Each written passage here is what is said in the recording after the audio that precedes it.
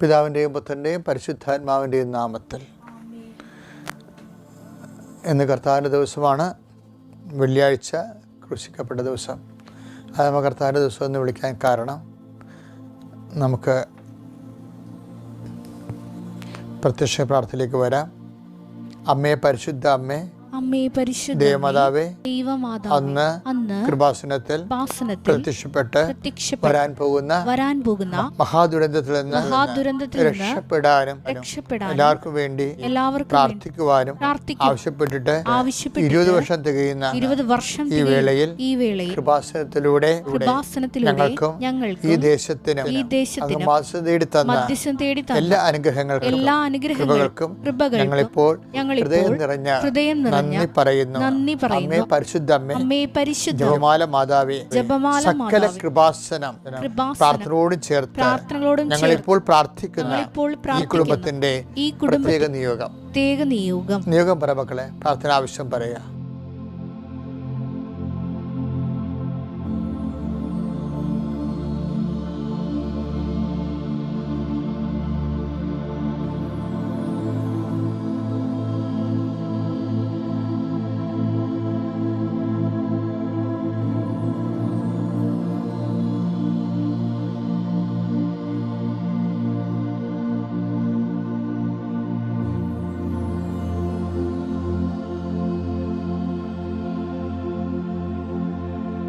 അമ്മയുടെ പ്രത്യക്ഷീകരണത്തിന്റെ ഈ ദ്വാദശക വേളയിൽ ഞങ്ങൾക്ക് സാധിച്ചു തരുവാൻ കനിയണമേ. ആമേൻ. വിശ്വാസ പ്രമാണം.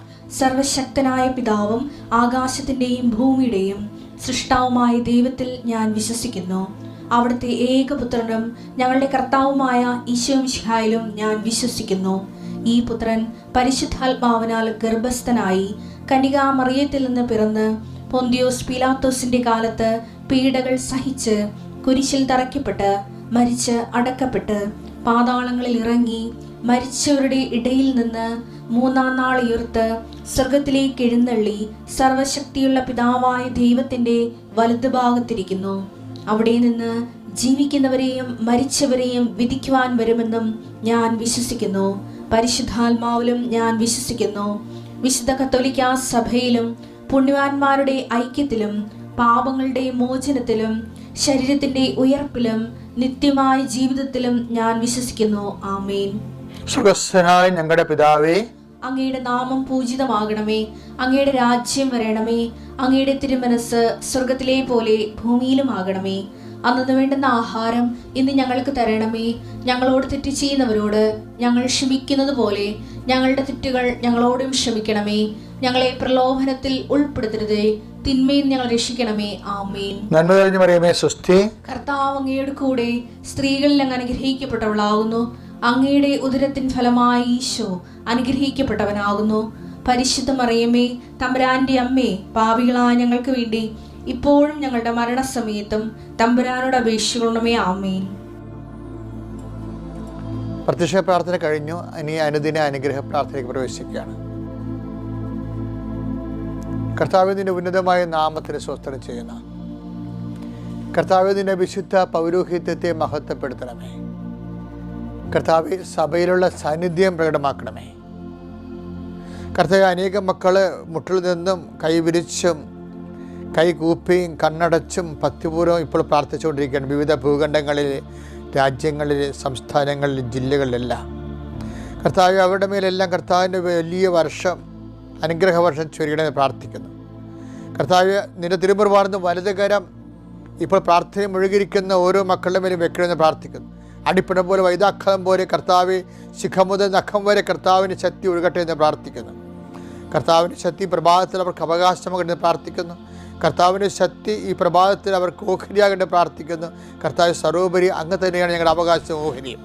കർത്താവിൻ്റെ വിശുദ്ധ പൗരോഹിത്യത്തെ മഹത്വപ്പെടുത്തുന്ന കർത്താവ് 39 വർഷം അർപ്പിച്ച കുർബാനയുടെ യോഗ്യതയാൽ കൃപാസ്ഥാനത്താറെ ജീവനോടെ പ്രത്യക്ഷപ്പെട്ട പരിശുദ്ധ അമ്മയുടെ മാധ്യസ്ഥത്തിൽ അൾത്താരയിൽ നടന്ന 10,000-കണക്കിന് ആരാധന അധികാരത്തിൽ കർത്താവ് പ്രാർത്ഥിക്കുന്നു.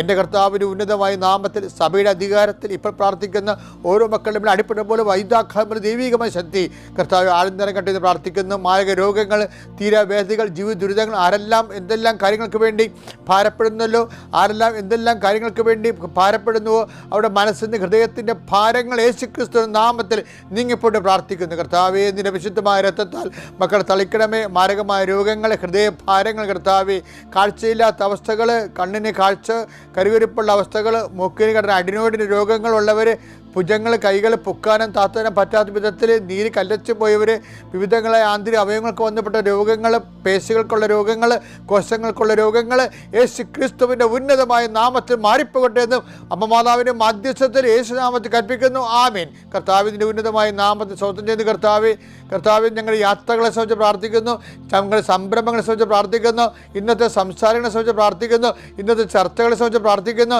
ഇന്നത്തെ മീറ്റിങ്ങുകളെ സംബന്ധിച്ച് പ്രാർത്ഥിക്കുന്നു. ഇന്ന് ഓരോ വിഷയങ്ങളെയും വ്യക്തികളുടെ സ്ഥാപനങ്ങളുള്ള സന്ദർശനത്തെയും ഇടപാടുകളെയും ഇടപഴകലുകളെയും സംബന്ധിച്ച് പ്രാർത്ഥിക്കുന്നു. കർത്താവിൻ്റെ കണ്ണ് നിങ്ങൾക്ക് ആവശ്യിക്കട്ടെ. ഞാൻ എവിടെ പോയാലും നിങ്ങളുടെ കൂടെ ഉണ്ടാകുമെന്ന് അരുളി ചെയ്ത കർത്താവിൻ്റെ വാഗ്ദാനം അക്ഷരാർത്ഥത്തിൽ ഇന്ന് നിങ്ങളുടെ ജീവിതത്തിൽ പ്രവർത്തികമാകുകയും നിങ്ങളുടെ വിശ്വാസം അടയാളം കൊണ്ട് സ്ഥിരീകരിക്കപ്പെടുകയും ചെയ്യട്ടെ.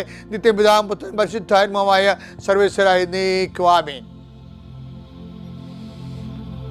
പ്രിയമുള്ളവരെ, നമ്മൾ ഇന്ന് വായിക്കാൻ പോകുന്ന സുവിശേഷം യോഹന്നാൻ്റെ സുവിശേഷമാണ്. 17-ാം അധ്യായം 4-ാമത്തെ വാക്യം. ഇതിൻ്റെ കൂടെ വായിക്കുന്നത് ലൂക്ക 18:8. ഇതിൻ്റെ കൂടെ വായിക്കുന്നത് മത്തായി 26:50. ഇത്രയും വചനങ്ങളാണ് നമ്മൾ ഇന്ന് പെട്ടെന്ന് ധരിക്കേണ്ടത്. യോഹന്നാൻ 17:4. യോഹന്നാൻ 17:4. അവിടുന്ന് എന്നെ ഏൽപ്പിച്ച ജോലി പൂർത്തിയാക്കിക്കൊണ്ട് അവിടുന്ന് എന്നെ ഏൽപ്പിച്ച ജോലി പൂർത്തിയാക്കിക്കൊണ്ട് ഭൂമിയിൽ അവിടുത്തെ ഞാൻ മഹത്വപ്പെടുത്തി. എൻ്റെ പ്രിയപ്പെട്ടവരെ, എപ്പോഴും നമ്മൾ ചിന്തിക്കേണ്ടത് പട്ടകല്യാണത്തിൻ്റെ 39-ാമത്തെ വർഷത്തിലേക്ക് പ്രവേശിക്കുന്ന ദൈവബലി അർപ്പിക്കുമ്പോൾ കർത്താവ് കുറേ വെളിപാടുകൾ പ്രസംഗത്തിൽ തന്ന്. അതിൻ്റെ ഒരു ഭാഗമാണിത്.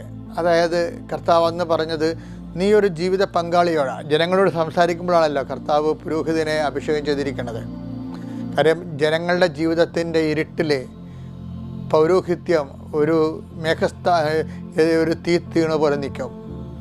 ജനങ്ങളുടെ ജീവിതാനുഭവങ്ങളുടെ മരുഭൂമിയിൽ കർത്താവിൻ്റെ പൗരോഹിത്യം ക്രിസ്തുവിൻ്റെ അടയാളമായി ഒരു മേഘസ്തംഭമായി നിൽക്കും. അപ്പോൾ ദൈവമാണ് അവനിലൂടെ ആ ജനത്തെ ആ കാലത്തിലേക്ക് നയിച്ചുകൊണ്ടിരിക്കുന്നത്. അങ്ങനെ നയിക്കുന്ന കൊണ്ടാണ് ദൈവം പുതിയ വെളിപാടുകൾ നയിക്കുന്നതിന് വേണ്ടി നൽകുന്നത്. അങ്ങനെ എന്നോട് അന്ന് പറഞ്ഞത് ഇതാണ്, യോഹന്നാൻ 17:4. എന്താണ്? പിതാവേ, ഭൂമിയിൽ ഞാൻ അങ്ങയുടെ നാമത്തെ മഹത്വപ്പെടുത്തി, അങ്ങ് എന്നെ ഏൽപ്പിച്ച ജോലി ഞാൻ പൂർത്തിയാക്കിയത്. അതായത് നമ്മുടെ ജീവിതത്തിൽ ഈശോൻ്റെ ജീവിതം അത് പൂർത്തിയാക്കുമ്പോൾ പരിശുദ്ധാത്മാവ് പറഞ്ഞത്, see Joseph, so many things is against Jesus, whole circumstances is against Jesus. എന്നിട്ടും ജീസസ് കർത്താവിൻ്റെ പ്രഖ്യാപനം എന്താണ്? ഏൽപ്പിച്ച ജോലി പൂർത്തിയാക്കുന്നതിലാണ് ശ്രദ്ധ. അതിനിടയിലാണ് യൂദാസ് കയറി വന്നത്. യൂദാസ് കയറി വരാൻ പോകുന്ന നിമിഷങ്ങൾ കർത്താവ് ചോരപ്പുറത്ത് കാണുന്നുണ്ട്. അവൻ്റെ ചോര വിയർപ്പിൻ്റെ ആ അബ്രപാളികൾക്ക്, ആ ചുവന്ന അബ്രപാളികൾക്ക് അപ്പുറത്തേക്ക് യൂദാസിൻ്റെ കറുത്ത നിഴലുകൾ തന്നെ മുത്തി ഒറ്റിക്കൊടുക്കാൻ വേണ്ടി വരുന്നത് കാണുന്നുണ്ട്. അത് കണ്ടുകൊണ്ടാണ് കർത്താവ് പറയണത്, ഭൂമിയിൽ ഞാൻ അങ്ങയെ മഹത്വപ്പെടുത്തിയെന്ന്, അഥവാ ഞാൻ മഹത്വപ്പെടുത്താൻ പോകുന്നു. എന്താണ്? ഏൽപ്പിച്ച ജോലി ഞാൻ പൂർത്തിയാക്കാൻ പോകുന്നു. അതിനുള്ളിൽ യൂദാസ് വന്നാലും മുത്തിക്കൊടുത്താലും ഈശോ യൂദാസുമായിട്ട് ബ്രേക്കപ്പ് ചെയ്യുന്നുണ്ട്. ലാസ്റ്റ് ഡയലോഗ് അവിടെ വെച്ച് നടന്നുകൊണ്ട് ഈശോ ബ്രേക്കപ്പ് ആകുകയാണ്. ബ്രേക്കപ്പ് ആകണമെന്ന് വെച്ച് കഴിഞ്ഞാൽ യൂദാസ് എങ്കിലും കർത്താവിൽ നിന്ന് ബ്രേക്കപ്പ് ആകുന്ന ഒരു സമയമാണത്. അത് വായിക്കുന്നത് മത്തായിയുടെ സുവിശേഷമാണ്. മത്തായിയുടെ സുവിശേഷം 26:50. യേശു അവനോട് ചോദിച്ചു, സ്നേഹിത, നീ എന്തിനാണ് വന്നത്? അപ്പോൾ അവർ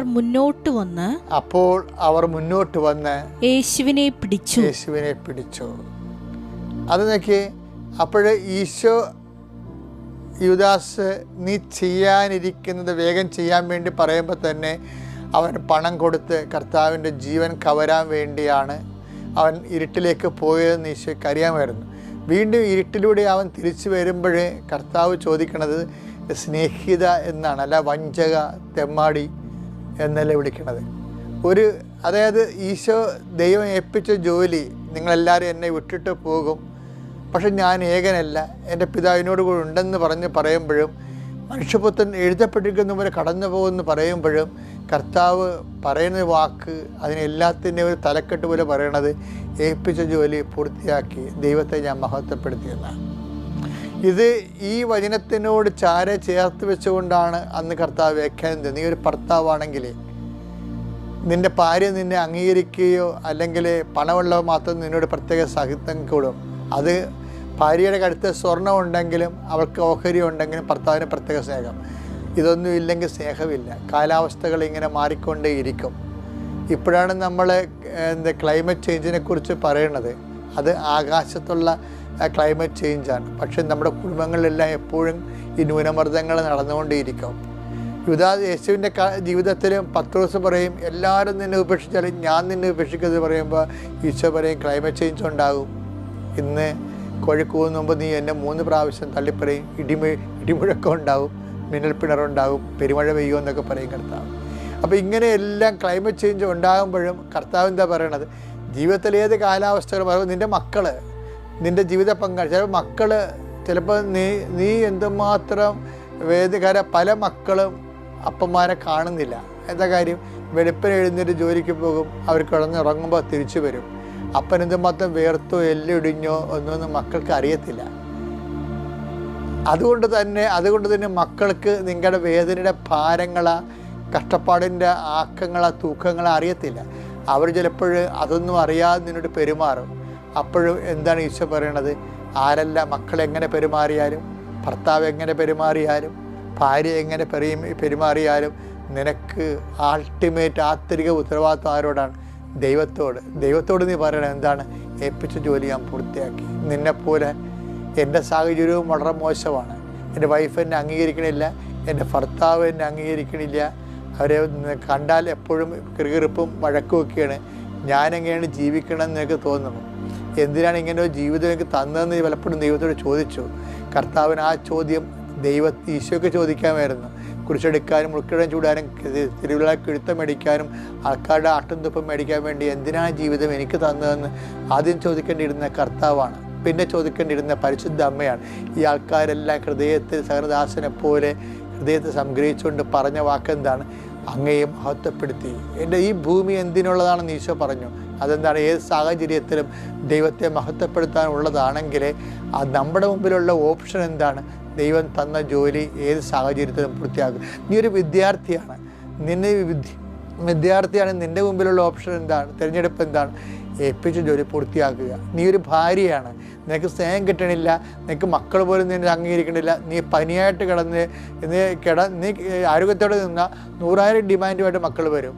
നീ കിടന്നു പോയാൽ നീ എന്തായാലും കിടക്കണമെന്ന് പോലും മക്കൾ ചോദിക്കത്തില്ല. അപ്പോഴും നീ പറയണം, അപ്പാ എന്നെ ഏൽപ്പിച്ചു, മക്കളെന്നെ കിടന്നപ്പോഴാണ് മക്കൾ ആരാണെന്ന് എനിക്ക് മനസ്സിലായത്. മക്കൾ ആര് തന്നെ ആയാലും ശരി.